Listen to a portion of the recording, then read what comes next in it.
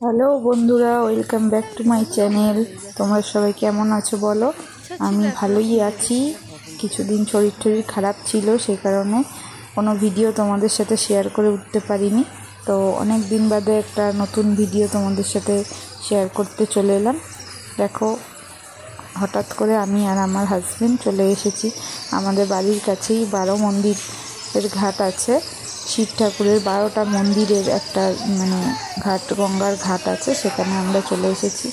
তো এসেই এত সুন্দর একটা দৃশ্য দেখতে পেলাম। দেখতেই পাচ্ছ, আকাশটা পুরো লাল হয়ে এসেছে।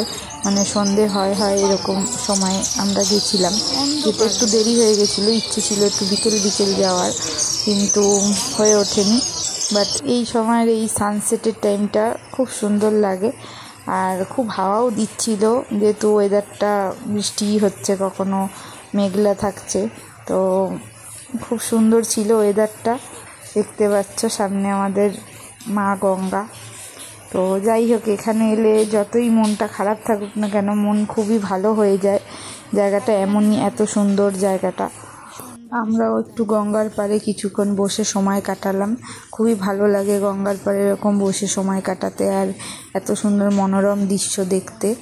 আর গঙ্গার পাড়ে এসেছি, একটু গঙ্গার জল না নিলে তো হয় না।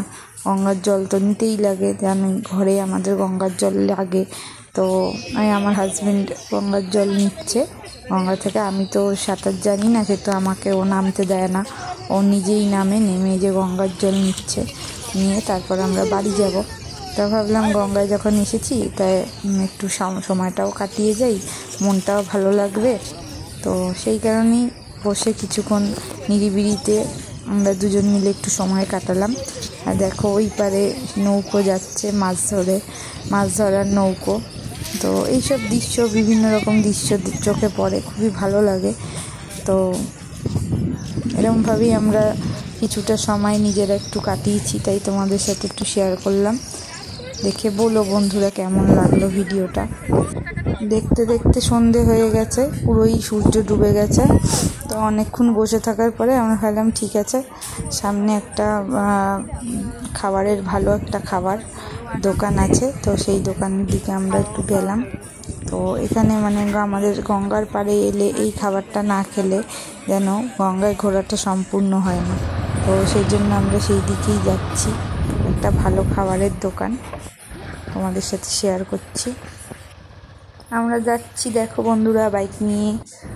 খুব সামনেই, একদমই সামনে, একটা গঙ্গার ঘাট থেকে আর একটা পরের গঙ্গার ঘাট অবধি যেতে যতটুকুনি সময় লাগে। তো আমরা যাচ্ছি বাইকে করে।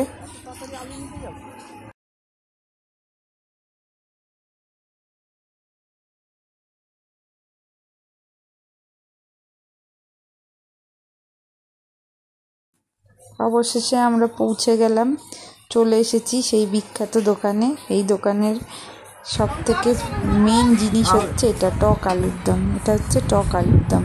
আলুর দমটা টক হয় খেতে, ঠিক আছে। আমরা জেনারেলি আলুর দম খেয়ে থাকি কীরকম, একটু স্পাইসি টাইপের হয়।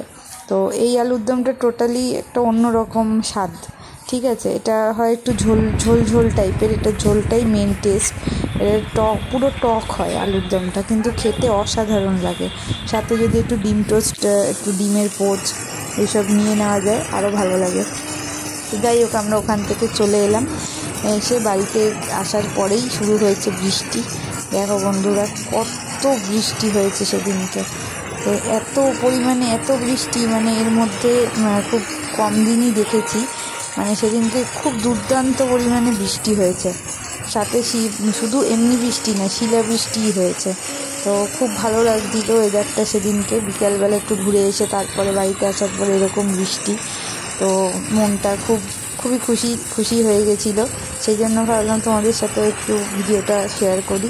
তো ভালো লাগলে please like, comment and share করে দিও। আর প্লিজ কমেন্ট করে জানিও কেমন লাগলো।